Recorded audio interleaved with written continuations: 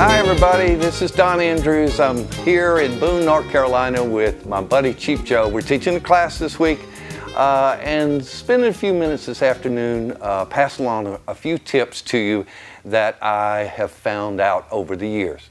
I want to talk to you about a very common problem, and that is a concern for edge quality, especially when we're painting buildings or windows or things that are geometric. We tend to paint them in very hard-edged, and they will often look pasted on the page. You could take a pair of scissors and cut them out. They're brittle, and we want to give the viewer a way to escape the shape, to move on into other areas of the painting, and by relaxing some of the edges, it tells the story of the building, but allows the viewer to move through some of the edges of the form. It creates what I call circulation. I've painted a little building here, and I don't know what it reminds me of. How about you? But now that is the example of the problem. It's very understandable in terms of the form, but the form is cut out and brittle, hard-edged all the way around. I might say that almost never do I want to have a shape in the painting cut out and in focus, hard-edged all the way around. I want to give the viewer some way to escape that shape, to create the circulation that we talked about, and move on to other shapes. So we're going to paint our little outhouse again, but this time we're going to stop and relax a few edges. We're going to show you how to paint windows and doorways so that they recede into the background rather than being flat and pasted on the page. Here we go. I'm going to start off by mixing about a middle value color with cerulean blue and rose madder. And we're going to duplicate our little building, I should say.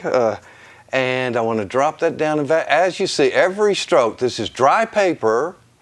And I might ask you to consider that. If you're painting on dry paper, you're creating hard edges. There's really no other possibility.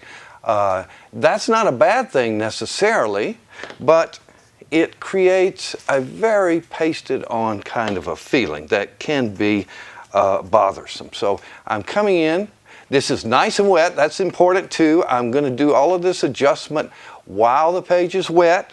They can be softened when they're dry, but it's just so much easier to relax edges if we get back and do them before they've set up to dry. And there again, we don't have to rush. It's going to take a few minutes for this to dry, and so we've got a little time. But right now, I want to come in and put that brush down. I use the Robert Simmons, which I like very much because the synthetics I find, and there are many, many good synthetics on the market, but what I like about them is for softening edges, they have a lot of snap, a lot of spring, and they jump back to a point. You may have some animal hair brushes that are softer, and they have their use, but if you have a brush that when you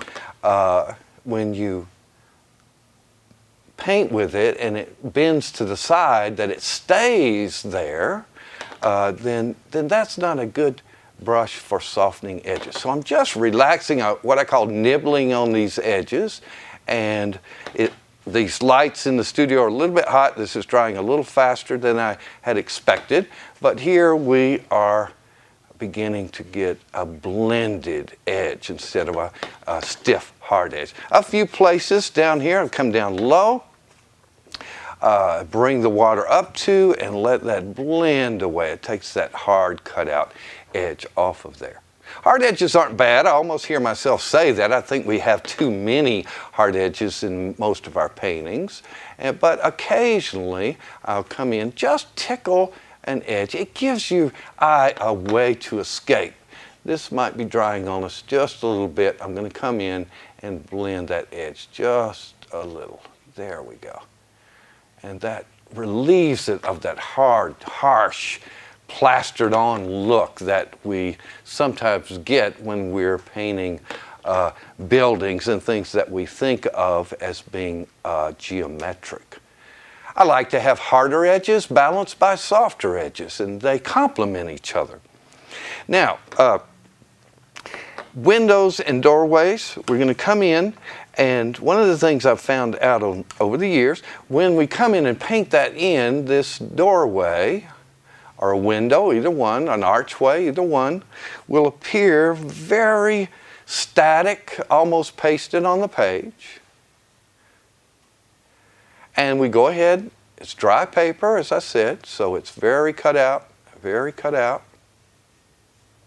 And that's fine.